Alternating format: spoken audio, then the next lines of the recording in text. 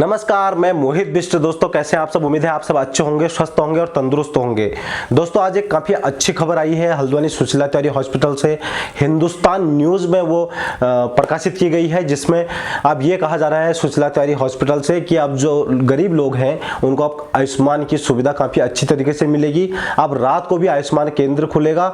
Doctor के साथ साथ एक आयुष्मान मित्र भी चलेगा जो गाइडलाइन बताएगा कि किस तरह आपको प्रोसेसिंग करनी है और किस तरह उससे आपको लाभ मिलेगा। तो दोस्तों कहीं ना कहीं ये आप सभी लोगों की वजह से संभव हो पाया, क्योंकि आप लोगों ने जब मुझे सहयोग किया और इस खबर को इतना आगे तक ले जाने में मेरी मदद की, और ये आप सभी, इसका श्रेय आप सभी को जाता है और इसका फायदा भी आप सभी जनमानस को होने वाला है। मित्रों, मैं शुरू से जब मैंने पहली वीडियो बनाई थी सुशीला तिवारी के लिए, उसमें मैंने कोई आरोप प्रत्यारोप का मेरा विषय बिल्कुल भी नहीं था। मैंने उसमें एक आपबीती बताई और एक एक चीजें उसमें सच बताई हैं। उसमें एक एक चीज मैंने कोई भी चीज झूठ नहीं बोली। वो भगवान को पता है, मुझे पता है, और मेरे कागज मेरे पास जो अवेलेबल है उनमें पता है। और उसके बाद में जब इन्होंने काफी उसमें भूचाल मचाया, तुमने ये करा वो करा, इन्होंने मेरी जांच जो डीएम, धन्यवाद करूंगा मैं डीएम महोदया नैनीताल का, जिन्होंने जांच बैठाई इसके ऊपर में, और सीएमओ मैम नैनीताल ने इसमें जांच समिति बनाई, जिसमें 7 जुलाई को मेरे से सारे एविडेंस लिए गए। मेरे भाई वहां पर आए, हमारे साथ के कई जो हमारे आदर्श लोग हैं वो वहां पर आए, मेरे प्रियजन वहां पर आए, उन्होंने सारे एविडेंस वहां पर 7 जुलाई को जमा कर दिए। उसके बाद में जब बात आई थी सुशीला तिवारी से ये लेने के लिए कि आपकी जो मतलब गलतियां हैं वो एक समीक्षा करने के लिए मेरे से, तो आपने देखा किस प्रकार ये सभी लोग मेरे ऊपर टूट पड़े और एक दबाव बनाने का पूरा प्रयास किया गया कि जो भी गलती है मेरी है।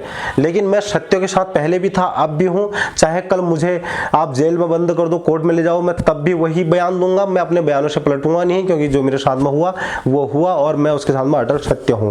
तो आप सभी लोगों का धन्यवाद। मेरा ये दूसरा जो वीडियो थी मीटिंग, वर्चुअल मीटिंग की, इसकी वीडियो अपलोड करने का मेरे को कोई भी मेरा मकसद नहीं था। लेकिन जिस प्रकार वो धमकी उसमें दी गई मेरे को, जिस तरह मेरे को दबाने का प्रयास किया गया, तो मैंने वो सच्चाई को उजागर करने के लिए ये वीडियो वहां पर आप सभी के डाला। जब इनका कहना था कि आप वहां पर आते हैं, हमसे वहां पर बात करिए, तो मैंने तो वहां पर, मैं इसीलिए उस दिन मैंने वहां पर नहीं किया क्योंकि मेरे को कितने लोगों ने पहले भी कहा, अगर आप सुशीला तिवारी हॉस्पिटल जाते हैं, अगर आप वहां पर इनके सामने विरोध करते हैं तो आपको कहीं ना कहीं वहां पे ये लोग फंसा देते हैं और ये लोग आपको ही डांट धमका के चुप करा देते हैं। तो मैंने इसलिए बड़ी सावधानी से अपना काम किया और अपने एविडेंस होने के बाद में ही मैंने वही बात कही जो मेरे पे एविडेंस था, और वही बात चीजें मैंने सामने कही, जिसके बाद में अगर आप सुधार आज आ रहा है तो बहुत बहुत धन्यवाद करूंगा मैं सुशीला तिवारी का, धन्यवाद करूंगा सुशीला तिवारी प्रबंध का, क्योंकि आप, मेरा मकसद, मैं आप सभी से क्षमा भी ये चाहूंगा कि मैंने आपके दिलों को कहीं ना कहीं ठेस पहुंचाई होगी, आपको कहीं ना कहीं दुख हुआ होगा। लेकिन मेरा मकसद कहीं से भी कहीं तक ये नहीं था कि मैं कई आरोप प्रत्यारोप लगाऊं, क्योंकि सुशीला तिवारी किसी का पर्सनल व्यक्तिगत नहीं है। वो हमारे पूर्व मुख्यमंत्री एनडी तिवारी जी का एक सपना था कि पहाड़ के लोगों को दिल्ली ना जाना पड़े, बंबई ना जाना पड़े, बाहर नहीं जाना पड़े, हमारे वहां इलाज हल्द्वानी में उनको मिले। लेकिन उसका जिस तरह से दुरुपयोग किया गया इतने सालों तक, जिस तरह से लगातार उसको हनन किया गया, आम आदमी के अधिकारों को, उनके साथ में कमीशन खोरी के चक्कर में दवाइयां बाहर से मंगाने का काम हुआ, आयुष्मान कार्ड बनने के बावजूद भी उनको आयुष्मान कार्ड का फायदा न देना, ये कहीं ना कहीं उन्हीं की गलती थी।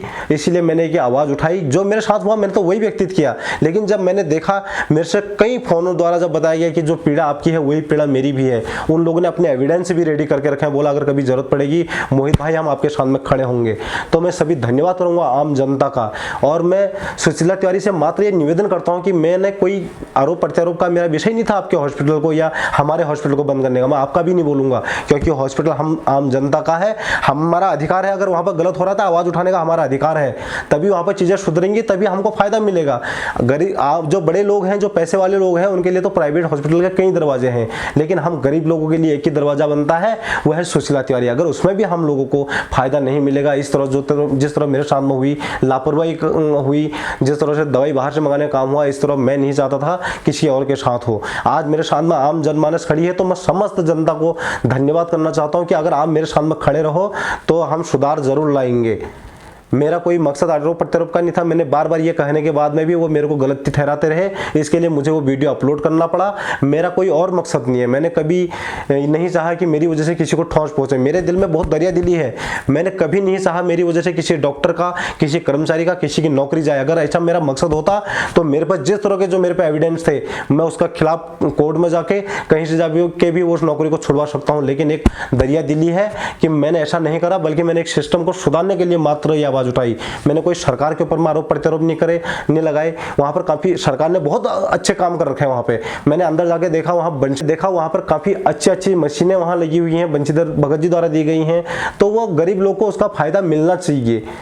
और आम जनमानस को वहाँ जो जब प्रधानमंत्री नरेंद्र मोदी द्वारा किया गया है कि गरीबों का इलाज 5 लाख तक मुफ्त हो, तो फिर दवाइयाँ बाहर से मंगाने का कोई मतलब नहीं होता है।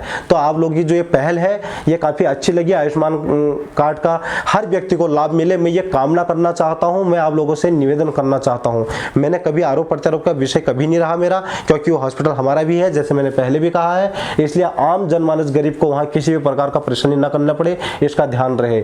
जो डॉक्टर प्राइवेट हॉस्पिटलों में बाहर जाते हैं, कृपा करके मेरा अस्पताल समिति और सीएमओ मैम नैनीताल और डीएम महोदया नैनीताल से निवेदन है, उस पर भी रोक लगनी चाहिए, ताकि डॉक्टर अपना पूरा का पूरा ध्यान सुशीला तिवारी हॉस्पिटल गरीब मरीजों पे ऊपर दे और उसका दिमाग बाहर पैसे कमाने की जैसी चीज़ों पर ना रहे। दोस्तों, मैं एक साफ आदमी हूँ और मैं हमेशा सच के साथ ही लड़ता रहूँगा। धन्यवाद, नमस्कार, जय हिंद।